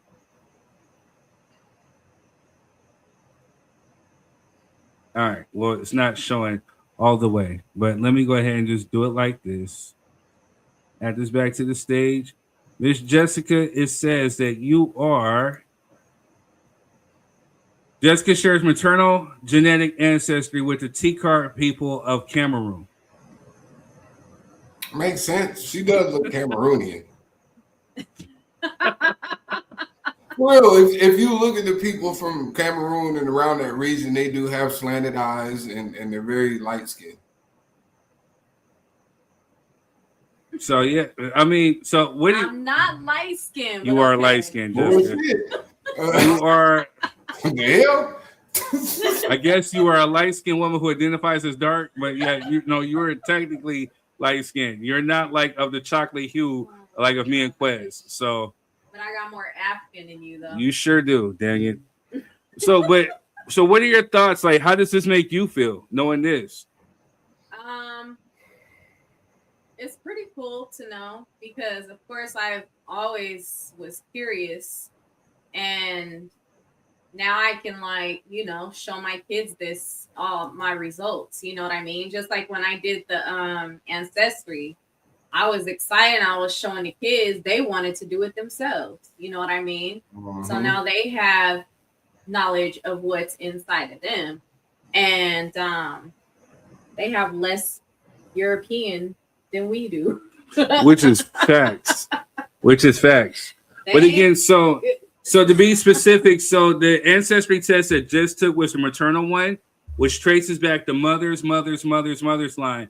Because she is a woman, she can't trace back her father's line unless she has a brother or an uncle or, somebody from that paternal line. So she traced back her mother. So her mother, and mind you, her mother is actually lighter than her. Everybody at the wedding was asking, "Oh, who's the old Asian woman? Is that Jessica's grandma? She's part Asian." I know she's black. Matter of fact, she has more African technically than me. You know what I'm saying? So. You know what I mean? But that's not saying much, man. Everybody has more African than you. You know what I'm saying? I don't know why you keep saying that. Like more than me. Like that's not everybody.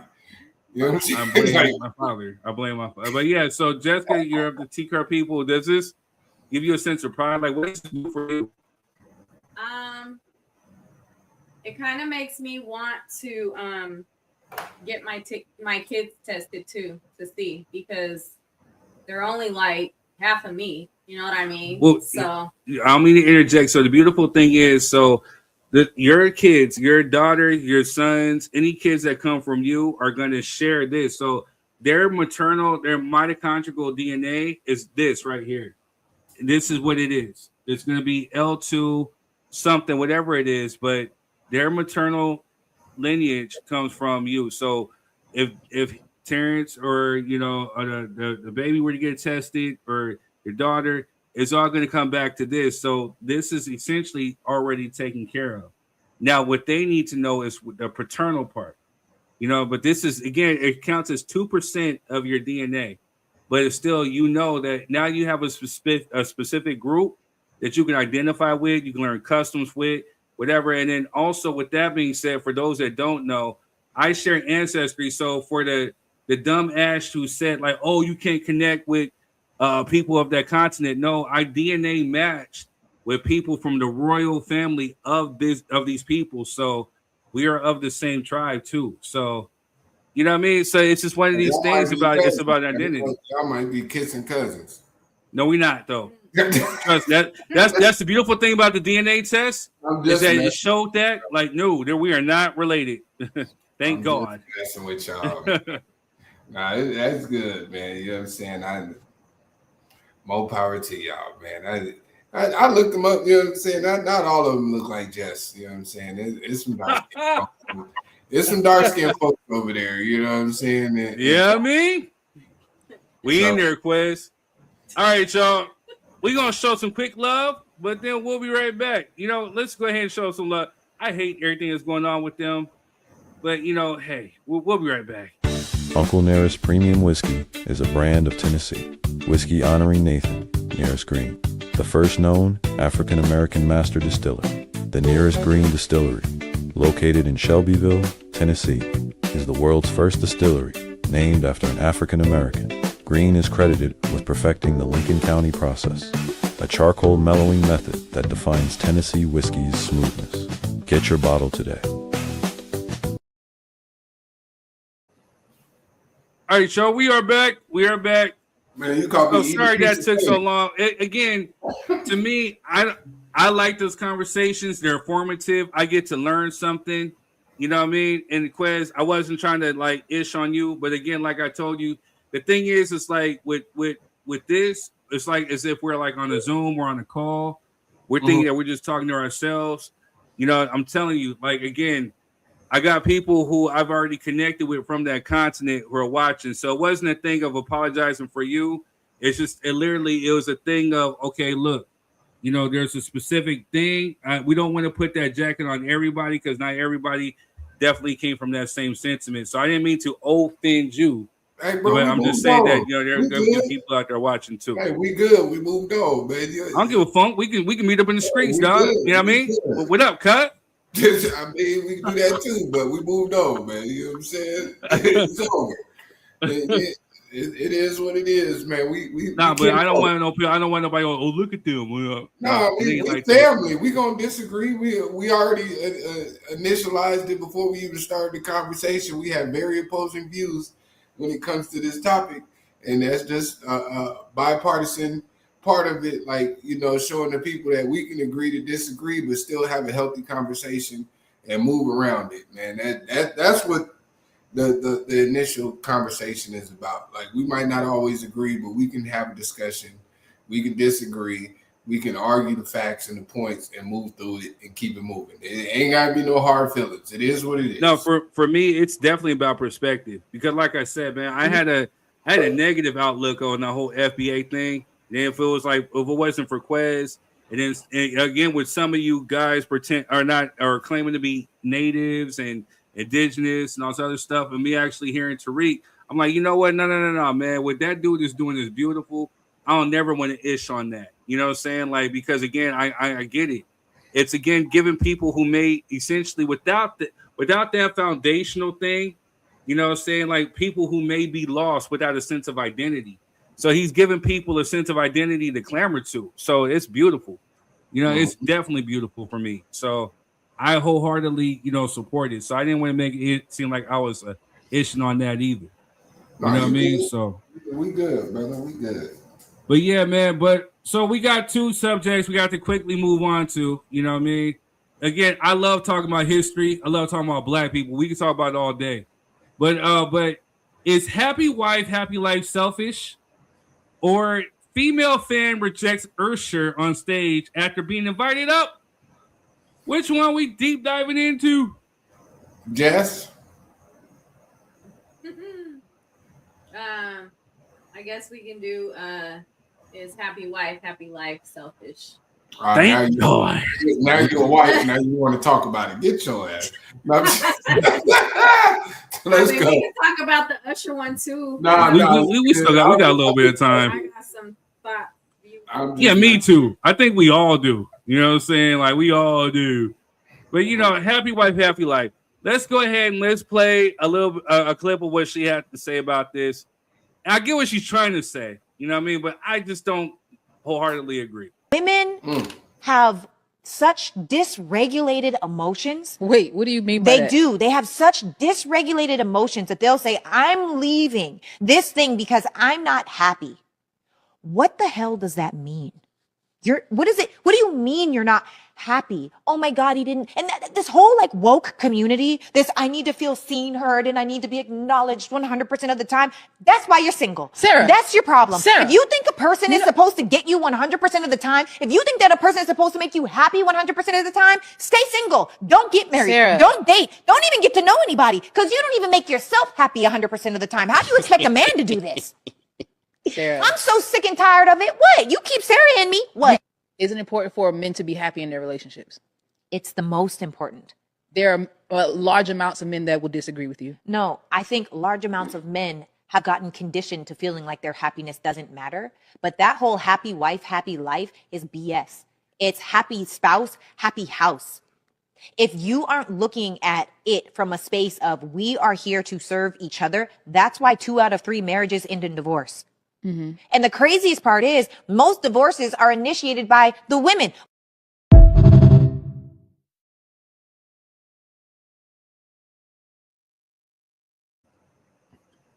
Now, before the women who come on, I hate men, the hate women club. Look, she's right to a certain extent because we as men, we weren't conditioned to not necessarily like, hey, acknowledge our feelings. We kind of keep our head down. We got to keep going. We get through it. Whatever it is that we going through, we just get through it. It wasn't until like of recent years where people started really acknowledging our feelings, actions like, hey, so how do you feel? Especially when you go to like counseling and all this other stuff, you know what I mean? Like you start really like, hey, I got feelings too. And they need to be expressed. So I don't have to walk around being angry or feeling like this. She's right to a certain extent with that being said. But go ahead and take this. Disagree with third. The thing with again, because what she was saying was happy wife, happy life is BS. And that's the part I disagree with because again, happy spouse, happy house. Yes, that's true. But it does include your wife though. So just because again, we as men, we got feelings, we got stuff, we got acknowledged. Same thing is with them too. We don't want to sit there and negate the fact or run away from the fact of trying to, make sure our wives are happy too. You know what I'm saying? Because again, I've lived with somebody before who wasn't necessarily happy, and I wasn't really, as I said, acknowledging that ish. And then yes, it turned the whole house into chaos. I'm just saying, there's some truth. Go ahead, Jess. Let's get it. I want to say that I'm not happy because you ate my favorite macaroons. Oh shit! Hey, the mug should have been left in the refrigerator that dang long. You know what I'm saying? Like, as Quez would say, when you hungry and you got a sweet tooth, then hey, the macaroons getting ate. Got to go. Hey, I'm a real G. Cookies get ate by me. But anyway, what you think, Jess? Let you get it out. The crazy thing is, she kind of low key contradicted herself because she said, whoever asked her that question, what did she ask her? Something about do men deserve to be happy or something like that? Mm-hmm. Or is it important for them to be happy in the relationship too? She said it's the most important. Mm-hmm. But then she turned around and said, happy spouse, happy house. How is the man the most important, but turn around and say happy spouse, happy house? That didn't make sense to me. but whatever. I feel like she got a lot to say to get the clickbait. That's what I seen with this video. Reason because I feel that if a man makes a wife happy, someone who actually likes him, because it sounds like she's talking about females who don't like their husbands. If a man makes a woman happy that actually likes him, it's gonna go both ways no matter what, because that's how we are naturally. We give birth to children and do not expect a thing from them. Nothing. And we keep putting into them. Why? Because we actually like our kids. We love them. You know what I mean? So same should go with the husband. You know what I mean? If you really love him, you really like him, whatever, he's making you happy, you're going to be making him happy too. Just makes sense. That's true. I agree. Go ahead, Quest. Oh, it's my turn. Both of you guys have upset my spirit today. You know what I'm saying? Let's hear it. Because I think you guys are caught up in word jargon. You know what I'm saying? And me personally, I never mistake the message for the messenger or how they convey it. Did I get the message? Is how I look at it. I think when she said the happiness of the man is the most important, she was speaking from her perspective, because as a wife, that should be your most important concern, is making sure that your husband is happy, just like vice versa. As a man, my most important concern is to make sure that my wife is situated and happy, right? When you say happy spouse, happy house, it doesn't require a gender. There's people that's married that are women on women and men on men. They still have the same conjecture to deal with, because unlike your children come from you. You created them. You have an undeniable love from them. The person you created them with may not be as endearing, right? It may not be as important, because I don't have the soul tied to you as deep as I do with my children. So from my perspective, at the end of the day, happy spouse, happy house is the most important thing, because if we go into biblical terms, it should be two people that are equally yoked. And this is the conversation that I have with the queen all the time. I think the word happiness and all of that is just jargon, because at the end of the day, if you're not happy with yourself, I can't make you happy. And I tell the queen that all the time. You have to be happy for you so that I can add to your happiness. But if you're not happy with yourself, I can't make you happy. That's not my job. My job is to love, protect, and nurture you, right? But I can't make you happy, because at the end of the day, if you're not happy with yourself, there's nothing on this planet that I can do to make you happy if you're already not happy with yourself. You have to work on you for you, and I'll work on me for me, and then we'll meet up in the middle and create something beautiful. That's how that's supposed to work. I've never believed in happy wife, happy life. That always seemed like BS to me. I'm gonna just agree with her. You know what I'm saying? That to me, that's always been nonsense, because too many men suffer in silence, because like she said, we have been conditioned to ignore our own personal feelings because we're men. We've been taught men don't cry, men don't express emotions, men don't have personal feelings. They just get up, work, provide, protect, and do what they're supposed to do because they're men. And then you wonder why there's so many mentally broken men who don't know how to deal with challenges when they arise, because they've never dealt with their self internally and emotionally.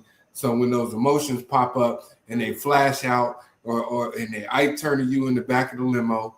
It's like, oh, he just crazy. No, he never learned how to deal with his own personal emotions and navigate those moments where life is crumbling or where things are falling apart, and he's never had an emotional outlet to release into, and that's also a problem. So I agree with the sister. That's just me personally.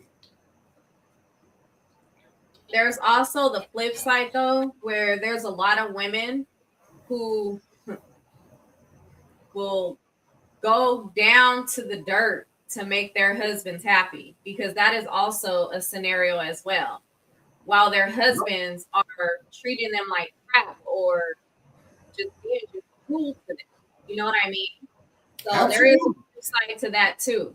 Yeah. Absolutely. I agree with you. That's real. But the initial situation is happy spouse, happy house. Yes, I do agree with That's that. the sentiment I agree with. That when you're in a loving and nurturing and emotionally available house, everybody should be happy. And it takes both individuals to work on themselves individually to create their own personal happiness before they drag somebody in and make them responsible for their happiness. That's true. Like you said, most of you aren't happy with yourself, and now you're looking outwardly to say, hey, you need to make me happy, even though I'm a miserable motherfucker. Don't drag me into your misery. I learned that in counseling. That's right. That's true. That's it. All right, man. So, again, I think you need to put the comment up of what he said about Usher. no, I will not. I will not. Hey, I know it's a safe place, but look, we had guest Bobby Ross Avila on here, and he is a friend of Usher. He's on tour with Usher right now. He's seeing the madness right now of what's going on with some of this stuff on the stage with Usher and Chris Brown. So I will not disrespect. He's a friend of the show. He's a friend of me. I ain't doing it. It's the third degree of separation. You know what I'm saying? Shout out Dwayne, man. You know what I'm saying? Yeah, shout out to you. We love you, but bro. I ain't doing it. Especially, hey, you never know. Usher might just pop up on this show one day. You know what I'm saying? So hey, come on with it. Yeah, I'm sure gonna ask him. Word. I got questions. So for those that don't know what's happening, this is what happened.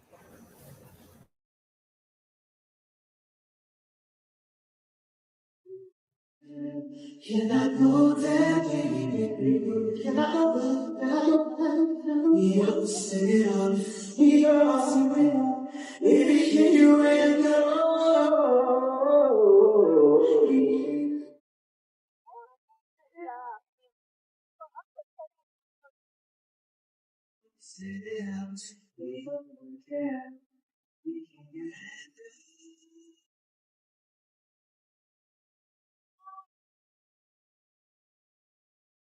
I don't think she wanted me on the stage, huh?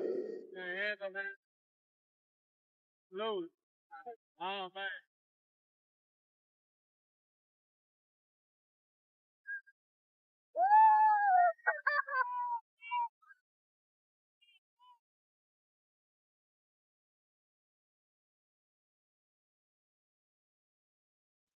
So for those that don't know the full extent, she was escorted off the stage. You know what I'm saying? Like, yeah, as a performer, I get it. I'm bringing you a part of the show. You coming up with this energy. What's with the energy? You know what I mean? Like I said, Bobby Ross Avila is watching this. I'm going to hit him up and see, hey, you come on the show and talk to us about some of this stuff, because here's her rebuttal. They told me that it was a possibility of me going on stage, but they didn't confirm that until it was closer to time for me to go on stage. And of course, you're getting to go up on stage. Why would I decline that? But you also don't know who you're going on stage for. Me solely, I went to the concert for Chris Brown. It's nothing against Usher or anything like that, but I'm more of a Chris Brown fan than I am of Usher. So, of course, it would have been a different reaction with Chris Brown. It wouldn't been the stiffness or whatever. So baby girl went up there solely looking for Chris Breezy. You know what I'm saying? But my thing is like, I get it. So you're getting asked to come on stage. When you come on stage, but it's not Chris, and now who you looking for? She probably would have been all with the business if it was Chris Breezy, right? Mm-hmm. Are you asking me? Yes. Oh, okay. So yeah, she probably would have been. Usher needs to realize that I know it's hard to tell if a black woman is young or older, but you kind of gotta know. You know what I mean? You kind of gotta know. You got to know. Gen Z they're there for Chris Brown. Period. They are there for Chris Brown. No one else, okay? They don't care that Usher is on the stage. They're there for Chris Brown. Now, Usher does have some good tracks. Gen Z probably knows some good tracks from Usher. But Chris Brown is for them. I mean, older women like Chris Brown too, but I'm just saying, like, Chris Brown is mainly for them. Absolutely. How old is Usher? He almost 50, right? He's like 40, I don't know, 48. He's about 48. He's I'm looking it up right now. So yeah, Usher, so he Usher should is know. up. He's 47. He's about to be 48. Usher is up right now. 23-year-olds don't want to get on stage. Yeah. Hey man, but it's Usher. You know what I mean? Like Usher got hits. Wait, he's headed into grandpa years. No. I don't even know if Whoa! he's up anymore. Whoa! Wait. I won't ask Gen Z, but I think he headed into grandpa years. Hey, Usher just a sexy ass grandpa. You know what I'm saying? Like, that's it. 20-year-olds don't want to be on stage with Usher. Like, they mama like Usher. Her mama like Usher. That's her mom was probably there for Usher. Yeah, her mama played Usher every Saturday morning. Situations. You know what I'm saying? While they was cleaning up. That's the only reason she will arise. Yeah. That's the only reason she know about Usher. She don't want to see Unc at the barbecue. Hey, young Tinder, come here. Let me holler at you. No, get your old ass away from me. With all this baby oil and you glistening and shit with your shirt all the way open. Watch out, nobody wants to talk to you. My friends are in college, sir. You know what I'm saying? That's what's going on. Usher has to understand that. He pulled someone that could be his child up there. His team did. His team did. I don't give a damn. They should have knew better. All them freaky ass aunties that was in the audience, you should have grabbed Miss Gladys and brought her on stage. She, you know what I'm saying? She would have had an amazing time. It would have been a great show. Y'all silly. My only question to Usher, Usher, ain't you married? Like a performer to performer, I need to know. Is your wife cool with you? All up in the personal space, all in the video, dancing, trying to welcome him to death row. Is she cool with that? Yeah, I know certain wives just wouldn't be. Usher is a sex symbol. Third, you just rap. I'm sorry. You know what I'm saying? That's two different things. You're not a sex symbol, Third. You just you third degree. You rap real good. You know what I'm saying? You got some amazing hits, but Usher is a sex symbol. You know what I'm saying? Even at 50, bro got his shirt off on stage with muscles and baby oil and shit. You know what I'm saying? And then women You've is seen what the falling out. game looked like. Well, yeah, that boy. Yeah, damn. I'm still compared to Usher. I'm still eating cheese. Yeah, that's crazy work. But I don't blame little sis, man. You know what I mean? I got kids in their 20s. That's like me taking my son to a show and Gladys Knight want to grind on him. You be like, no, ma'am. Watch out. You know what I'm saying? Miss Gladys, watch out, please. I didn't want this. I like your music. My dad plays it, but no. I don't want you grinding on me, Miss Gladys. Please, Miss Gladys, please, no. No, Miss Gladys, I wasn't ready. No. You know what I'm saying? Hell no. Watch out. All right. Hey, this has been a good 3 cent. I know we could technically go on and try to do that to y'all. But we'll We get got time, man. Let's talk about Miss Gladys and old ass Usher. Let's get into it, man. Come on. we're too picky. We're too picky. We'll come back, y'all. I'm gonna hit Bobby. I'm like, hey man, you wanna come back? Talk about the madness you've seen. All right, hit the like, share, subscribe. Thank you for tuning in. Make sure you share. See you next time. Peace.